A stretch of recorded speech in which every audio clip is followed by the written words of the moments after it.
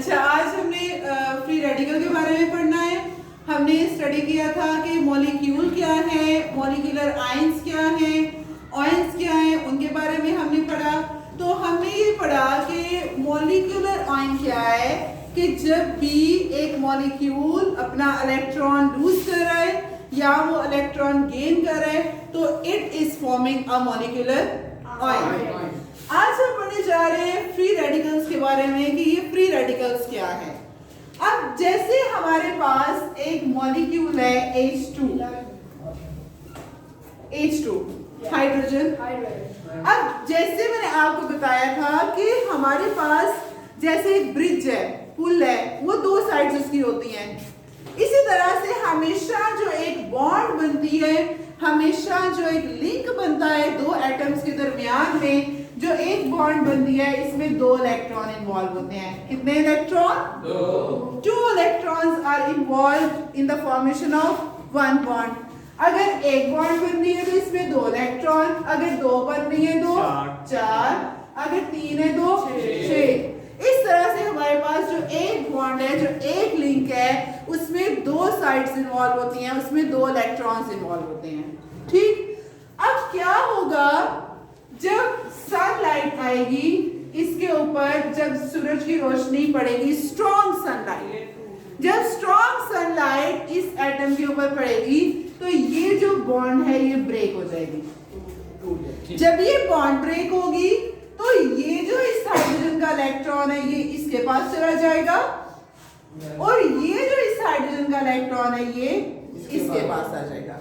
यहाँ पर क्या बन गया? H डॉट, और यहाँ पर H डॉट। ये हमारे पास अब बन गया फ्री रेडिकल। क्या बन गया? फ्री रेडिकल कि an atom are the group of atoms possessing odd number of electrons. Odd number, odd and even. Can you differentiate between these two? Anyone? Even numbers कौन से होते हैं? Even number जो 2 के टेबल में आते हैं, Okay. 2 से डिवाइड हो जाते हैं। 2, 4, 6, 8, 10, 12, so on. Odd numbers कौन से हैं? 1, 3, 5, 6। तो अगर कोई भी एटम है या ग्रुप ऑफ एटम्स हैं जिनके ऊपर अनपेयर्ड इलेक्ट्रॉन्स प्रेजेंट हो, odd number of unpaired electron, mostly 1 ही होता है, 3 भी हो सकते हैं, 5 भी, लेकिन मोस्टली 1 इलेक्ट्रॉन, ऑड नंबर हो प्रेजेंट इलेक्ट्रॉन्स के, और वो जो इलेक्ट्रॉन्स है वो अनपेयर्ड हो, उनको हम कहते हैं फ्री रेडिकल्स। क्या कहते हैं? जैसे हम इस फ्री रेडिकल की एक और एग्जांपल लेते हैं। हमारे पास जो नेचुरल गैस है मीथेन, सुई गैस इसको हम कहते हैं, इसका मैंने आपके सामने फॉर्मूला लिखा। कितने कार्बन है इसमें? 1। ये कार्बन सेंटर में लिख लिया। ठीक, कितने हाइड्रोजन हैं? 4। एक हाइड्रोजन ये, एक इधर, एक ये और एक नीचे। कार्बन 4th ग्रुप में पाया जाता है। So how many electrons are present in the valence shell? 4। Very good. ये कार्बन के 4 इलेक्ट्रॉन होंगे। ठीक, अब इस हाइड्रोजन का ये एक इलेक्ट्रॉन, ये इस हाइड्रोजन का इलेक्ट्रॉन, ये इसका और ये इसका। ये एक कार्बन 4 हाइड्रोजन से मिला हुआ है। अब जब इन the presence of strong sunlight, diffused sunlight है, उसकी प्रेजेंस में क्या होगा? फॉर एग्जांपल हमारे पास कार्बन और इस हाइड्रोजन के दरमियान जो बॉन्ड है ये क्या हो जाता है? ब्रेक हो जाता है। ये जो इलेक्ट्रॉन है ये इस हाइड्रोजन के पास आ जाएगा, ये क्या बन जाएगा? H radical. और पीछे हमारे पास क्या बचा? ये चीज बची, ये इलेक्ट्रॉन इसके पास चला गया, ये क्या बना? CH3 dot. Atom are the group of atoms. अब ये group of atoms है ना, having odd number of electrons, unpaired electron. This is known as free radical. समझ आई फ्री रेडिकल्स की? अब जैसे ऑयंस है, ऑयंस को हम कैसे शो करते हैं कि जिसके ऊपर पॉजिटिव लगा होगा हम कहेंगे दिस इज कैटाइन, जिसके ऊपर नेगेटिव लगा होगा हम कहेंगे दिस इज एनाइन। तो इसी तरह से हमारे पास जो फ्री रेडिकल्स हैं उनको हम कैसे शो करते हैं? By putting a dot over the symbol, कि जो सिंबल है उस एलिमेंट का उसके ऊपर हम डॉट लगा देते हैं और डॉट डॉट लगा के तो हम कहते हैं ये हमारे पास क्या है, फ्री रेडिकल। क्या है ये, फ्री रेडिकल है। जिस तरह से मैं आपको बता रही हूँ कि कोई भी मॉलिक्यूल है, मॉलिक्यूल तो है हमारे पास कंबाइंड फॉर्म में है, एटम्स मिले हुए हैं, दे आर फॉर्मिंग मॉलिक्यूल्स। जो मॉलिक्यूलर आयन है, किसी मॉलिक्यूल के ऊपर चार्ज आ जाएगा, हम कहेंगे दिस इज मॉलिक्यूलर आयन। किसी एटम के ऊपर कोई चार्ज आ गया, पॉजिटिव चार्ज आ गया, we would say कि this is cation.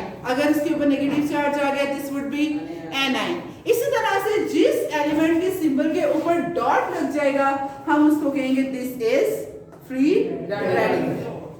Free radicals बनते कैसे हैं? फ्री रेडिकल के बारे में समझ आ चुका है आपको?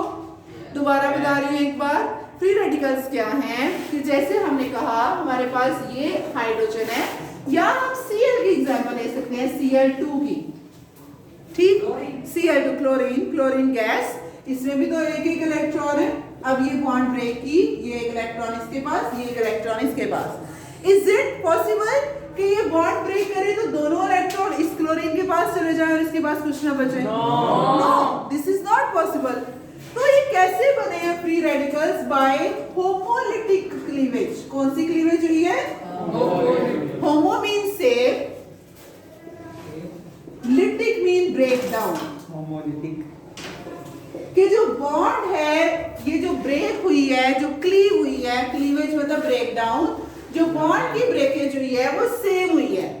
सेम मतलब कि जब ये बॉन्ड ब्रेक करेगी तो जो दोनों एटम्स हैं उनके पास सेम नंबर ऑफ इलेक्ट्रॉन्स जाएंगे। जैसे इस बॉन्ड में 2 इलेक्ट्रॉन थे, तो ऐसा नहीं होगा कि दोनों इलेक्ट्रॉन इसके पास चले जाए और ये ऐसे ही रहे, ऐसे पॉसिबल नहीं है। जो दोनों एटम्स हैं उनके पास एक एक इलेक्ट्रॉन जाएगा, इक्वल ब्रेकेज होगी, सेम ब्रेकेज होगी। इसको हम कहते हैं होमोलिटिक क्लीवेज। क्या कहते हैं?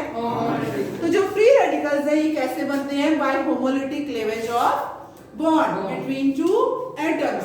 कि 2 एटम्स के दरमियान जो बॉन्ड है, जब वो होमोलिटिकली ब्रेक करती है, सेम ब्रेकेज होता है, तब फ्री रेडिकल्स बनते हैं। And do you know that कि ये जो फ्री रेडिकल्स वाला फिनोमिना है, this is founding in our nature. कैसे?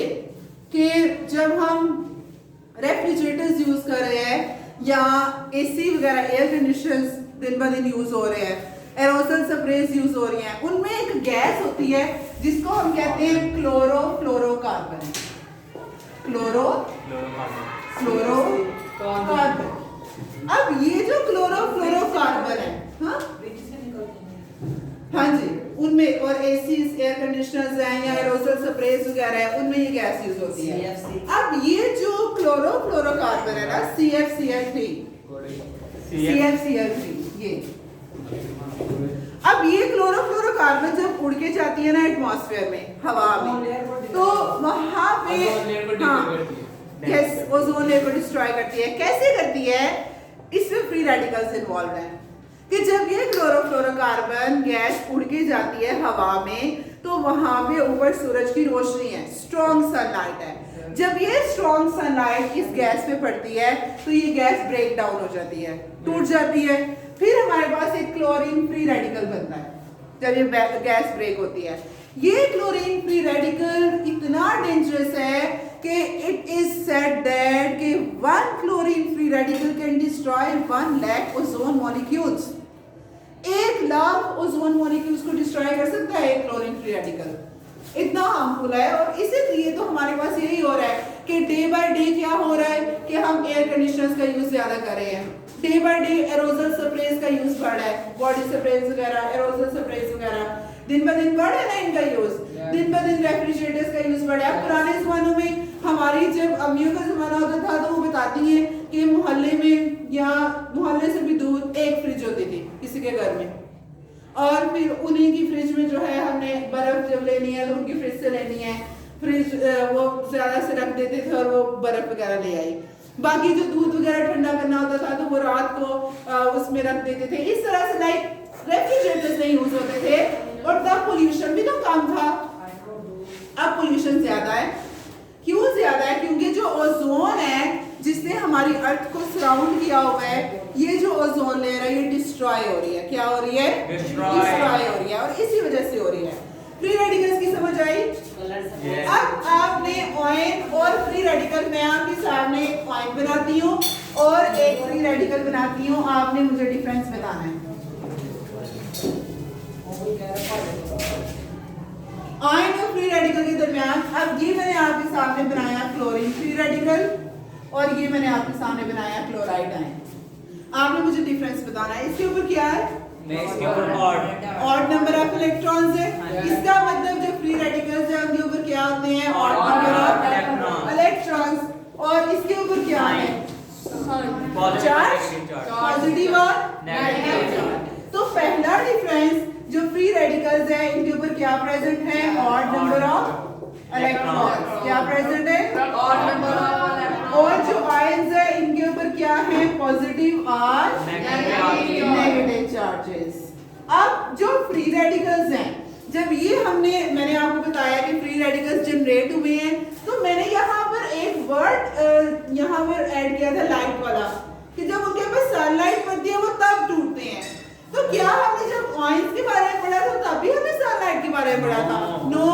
इसका मतलब जो फ्री रेडिकल्स हैं they are affected in the presence of light. कि लाइट की प्रेजेंस होगी तो तब फ्री रेडिकल्स बनेंगे, लेकिन जो आयंस हैं दे मे और may not be affected by the presence of light, कि वो अफेक्ट नहीं होते, वो ऐसे ही बन जाते हैं। अब जैसे आयन में हमने सोडियम क्लोराइड देखा है, अब सोडियम क्लोराइड साल्ट है, सॉलिड फॉर्म में भी पाया जा रहा है ना, क्रिस्टल फॉर्म में पाया जा रहा है, लैटिस फॉर्म में पाया जा रहा है, इसकी शेप है क्यूबिक क्रिस्टल है। नमक जो है सोडियम क्लोराइड ये क्यूबिक क्रिस्टल है, लेकिन इसको हम सॉल्यूशन में ऐड कर दें, साल्ट को सॉल्यूशन में ऐड कर दें तो ये सॉल्यूशन में भी पाया जाएगा, आयंस पाए जाएंगे ना। इस तरह से जो इसका आयन का तीसरा पॉइंट ये है कि ये सॉल्यूशन में भी पाए जाती है और लैटिस में भी पाए जाते हैं, मतलब शेप क्यूब की फॉर्म में।